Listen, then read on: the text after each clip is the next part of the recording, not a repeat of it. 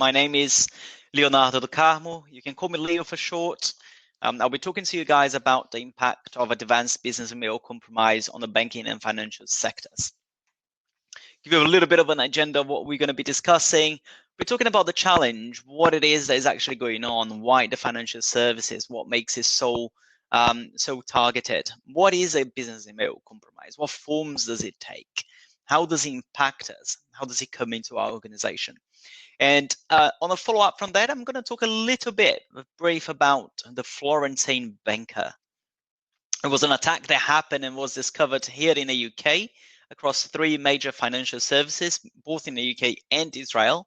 And the bad guys were able to financially defraud all of them. I'll then talk a little bit about Red Sift, what it is that we do, how did we come about, where do we fit, what is the problem that we're trying to solve, and how are we trying to do it so?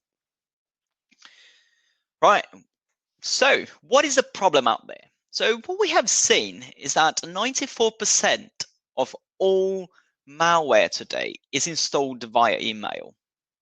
So what it means is that they are actually reaching your organization in the form of an email, and it's in the form of somebody within your organization actually downloading and installing that malware. We've also seen that the vast majority of all malwares and all data breaches that we have seen within the banking sector actually comes from malwares installations. So therefore, the biggest majority of all data breaches within the banking sector actually originates from an email attack. And we have seen that the biggest majority of actually not the biggest industry, but the biggest part of where the attacks at today focus is actually coming out of out into the financial service organizations. They're leveraging, those bad guys are leveraging social engineering as their top threat into the industry. Business email compromise was reported by the AIG report in 2018. Well, the report was in 2019, but about 2018, that business email compromise was its biggest threat and the biggest incident that they registered and made claims for cyber insurance. And the reason why the financial sector is so heavily targeted is the high return on investment. In a sense, an attacker and a bad guy, they only have to do one wire transaction to actually generate a large payday. They only have to do one, and those large transactions can actually become highly attractive to those guys. Now, let's talk a little bit about what business compromise is and what's the form that they come from. So we've seen that it comes from 3 different tactics in here. We've seen it coming from, if we take away from this image, it's a little bit disorganized in my opinion, but the very first and the biggest threat that we've seen, the biggest part of business email compromise or tactic used, is a domain impersonation. That is actually impersonating your direct domain, your direct email address, exactly as it is today, and have that email sent to your client, that email sent over to into your organization. But we also have an awful lot of lookalike domains. Those are the domains that look just like yours, but they are not yours. They just have a very small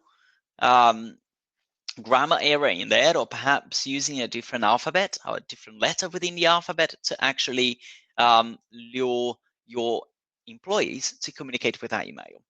Thirdly, but not too far behind, is a display name spoofing. It's when you just kind of generally, you have a completely different domain, but the bad guy, the attacker, is there copying your the way you spell your name, the way you give yourself your nickname, perhaps even copying your picture. Sometimes when we work with Gmail or Office 365, users are able to add their picture to the emails. So that's the general display name spoofing. We see them, but we don't see them anywhere near as much as the domain, the direct domain impersonation, the lookalike. But those are the 3 top ones utilized. And they come in various different ways, but typically they're trying to disguise themselves as an ordinary business transaction, right? If we take as an example, the very first one we see an awful lot is the faking voice, a fake document. It's that fake notice from one of your providers asking you to make some sort of a change, or perhaps even change your passwords. We see an awful lot of your what we call today the CEO impersonation. But it can be anything. It can be an impersonation coming from your CEO. It could be an impersonation coming from a senior member of your team, of your organization. It could be coming from a colleague um, in a different area within your organization, a different department.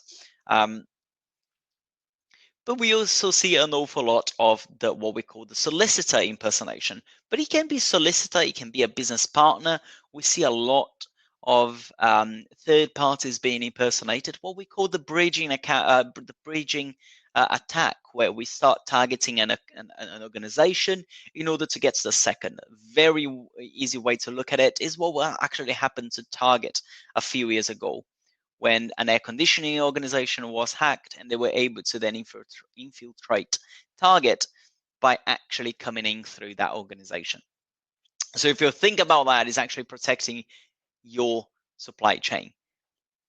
Now, all of those disguised business email compromise, they typically come in, and what they are looking to do in the majority of the cases is start a typical account compromise, where they are able to sit down, they're able to observe, they're able to identify your biggest areas of risks, and then commit a theft, a data theft. They can commit a financial fraud, various different ways. From an account compromise, an attacker can take various different points. They can either cash in very quickly, defraud your organization very quickly and get out of there. They can sit and observe, understand what is going on within your organization, where your biggest where your crown jewels are sitting, what is important to you. Are there any large financial transactions happening? They can also just generally spread. They can use you as a bridging point into a client of yours, and from there be able to then commit that data theft, that financial fraud. I hope this makes sense. If you guys have any questions around this, please feel free to drop into our booth, and I'll be happy to have a conversation with you. Now, let's talk a little bit about the Florentine Banker attacker, because it actually utilizes an awful lot of what I've just discussed in those 2 slides, and it shows us how they were actually able to then infiltrate that organization and leverage, or not leverage, but actually financially defraud them of a large sum, which I will discuss with you guys in a second. So if you think about it, the reason why the story behind the Florentine Banker attacker, they were able to, the adversaries were able to breach into 3 large financial organizations. Those were both in the UK and Israel. The reason that they've chosen the financial sector is exactly as we said right at the beginning, what the problem is. Large transactions.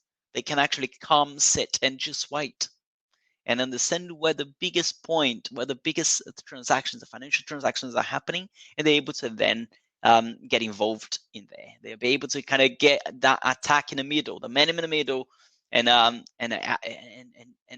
change that wire transaction. Now, what have they done?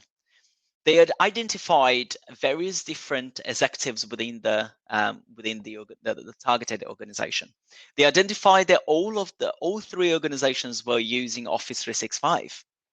From there, they were able to start a spear phishing attack campaign into all of the executives, sending them emails just like the one here on the right-hand side of this slide, saying, hey, we have 5 new messages that we prevented from coming to you. You might want to review them before we actually, before they get rejected. Please click here and add your credentials. Standard, typical business email compromise, leveraging a lookalike domain to Office 365 to break into that account, right? And they were able to sit there and observe. Take everything in, read all the emails, understand how each executive would actually communicate with each other, what type of language they would use, what are the communications that they have in there. And from there, they were able to then just generally identify what it is that is actually important to me, what it is that I generally want. And from there, they were able to identify a couple of different business transactions between the victim and a third party organization. And they were able to start looking at how that negotiation, how that business transaction was actually going on. And then they were able to generally start putting their plan into action. The action number one was, how am I now able to converse with this third party? So the very first form is, let's start a new folder rule where any communication that comes from the third party will actually be sent across to a folder where the victim, where I know that the victim never opens, where the victim never actually visits. It's the typical folder where we have hundreds of emails that we never read. We just generally forward them in there. It looks like junk. We don't want to communicate with this person. We don't want to see emails from them popping up. So the attacker was able to then move that email over to that folder. So the victim would never see it. But then the problem came to, how am I now going to communicate with the third party without actually using the victim's own email? Because if you actually use that on email, there is a chance that the victim is going to look into the outbound emails and they're going to be able to identify that a message was sent on their behalf to that person. So what they've done is they created a lookalike domain where they were able to start communicating with a third party, having the response being actually sent back to the victim itself. So the response back from that email actually went back to the victim, but instead of going into the victim's actual main inbox, it would be sent to the new folder. And from there, the bad guys were able to then have their communications. They were able to start taking into action. They were starting to have different wire transactions happening within the organization.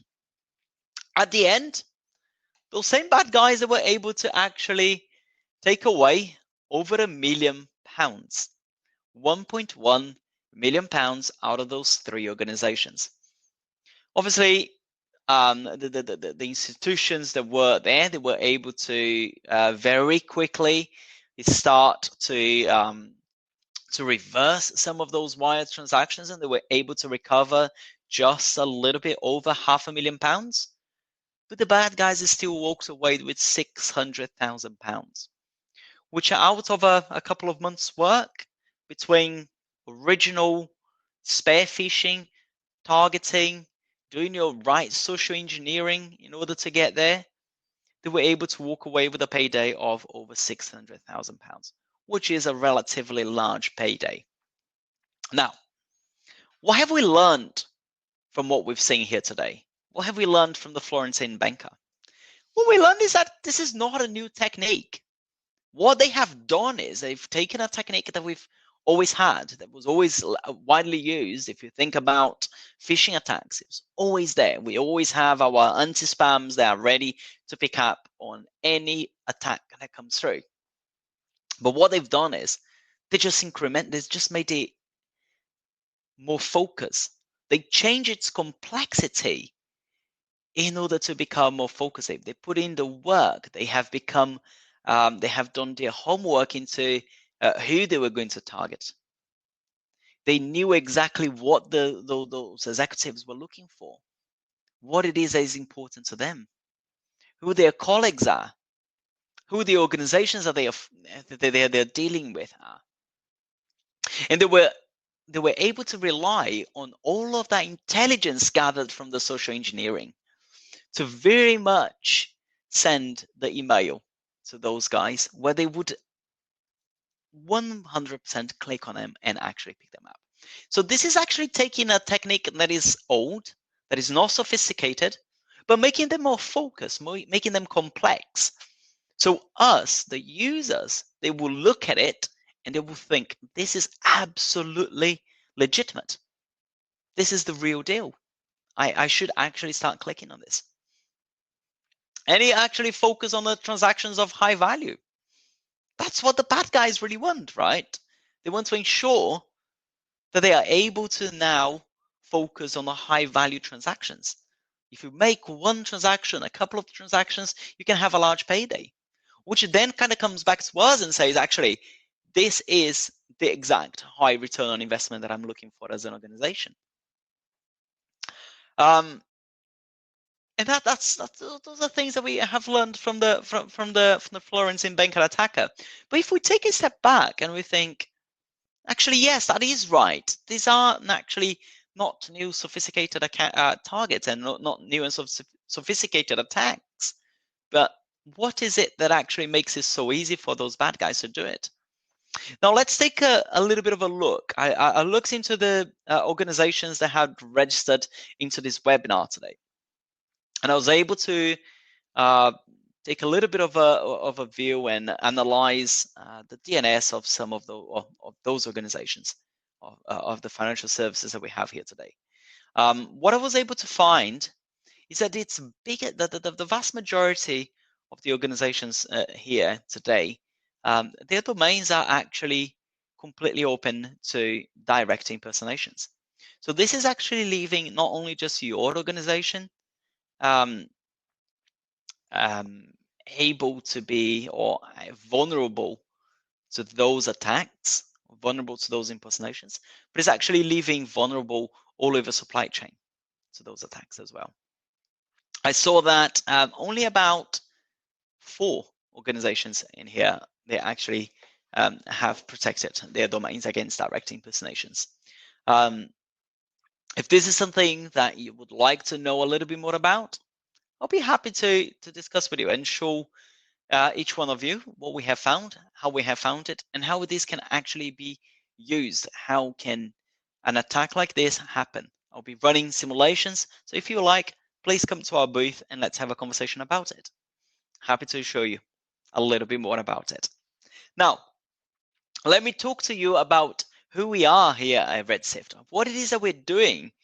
Yes, we saw all this problem. We saw an example of how we can be, actually be a threat to organizations. But what is it that we do here in order to help organizations mitigate it?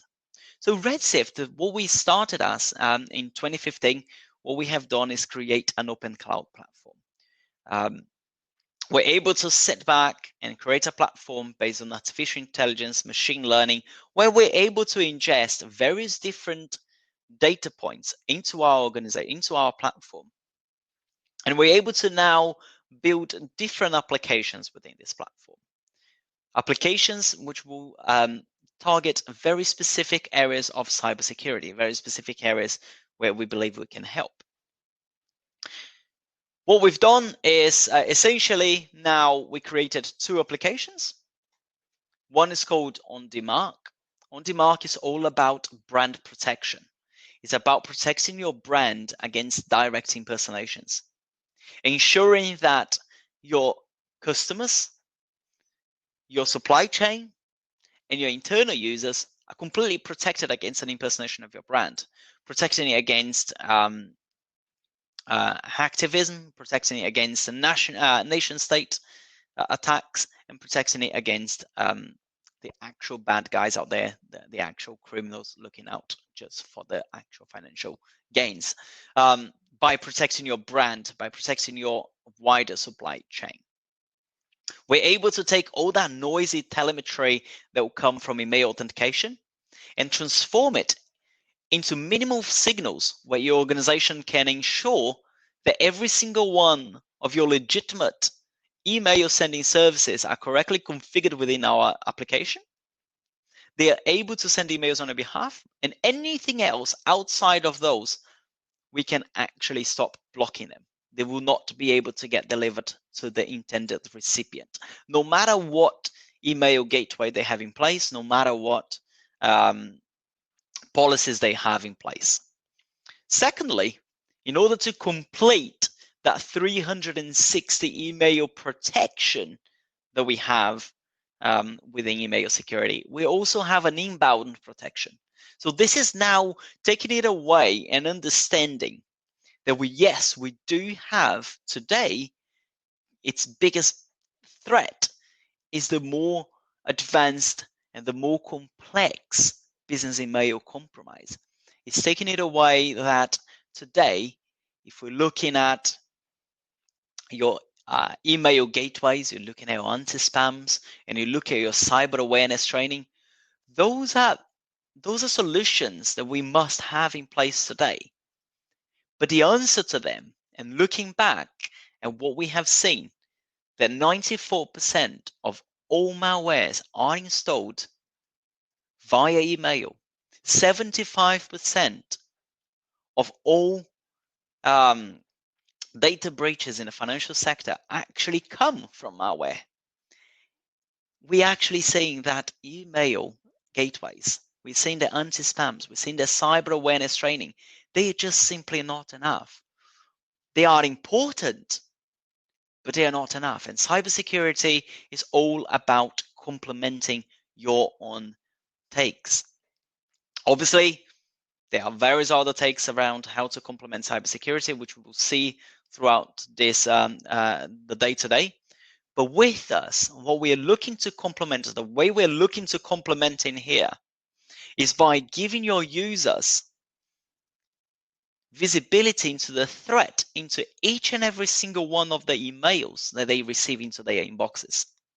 It's allowing them to leverage artificial intelligence, machine learning, natural language processing to understand who has approached them. Where does that email come from? Is that person exactly who they say they are? And what's the intention within that email? Is he asking me to make a financial change? Is he asking me to make a financial transaction? Is he asking me to change the bank details of an invoice that I have to pay? Is he asking me to give administrator controls to a user who doesn't typically have it? What is that? What is the intention behind that email? So it's actually unearthing all of that threat and bringing it out to the user in the form of indicators into each and every single email to allow them to make an educated decision on how to communicate with that email. And at the same time, complement this awareness space with an advanced threat detection, where we are now bringing out to the security analysts of your organizations with the right visibility into what the threat landscape looks like from within the business. So, kind of taking a step back here and telling you where Red Sift really fits is if we look into the picture that we have here on the left-hand side, we are out there with OnDemark, protecting your brand, ensuring that it cannot be directly impersonated. And at the same time, we are inside of your organization within each and every single one of your user inboxes, highlighting to them where the risks are, what the threat is within each and every single email, and allowing your administrators to take the right approaches, the right next steps in order to stop those from happening and those from actually being leveraged by the adversaries. The way we see it is generally being able to complement. We know we're not here to replace, we're here to complement. We're here to make a 360-degree email security strategy to an organization as strong as it can be. We're able to, what we have seen here today is that email gateway, the cybersecurity awareness training, they actually allow the spear phishing, the business email compromise to come straight through. So we need something in place in order to stop that. Cybersecurity is all about ensuring your organization is being protected on all sides. So this is how we're doing, guys. This is who we are here at Red Sift. As I said before, I will be in our booth today all morning. So should you have any questions, should you want to have any discussions, should you want to know a little bit more, understand a little bit more about how those attacks actually happen, see what a potential simulation would be. I can actually simulate an attack, show you what it would look like, how we would stop it, what it is that we do to help your organization, and how we are complementing your email security strategy. So please feel free to come and talk to us. And I thank you very much for your time today.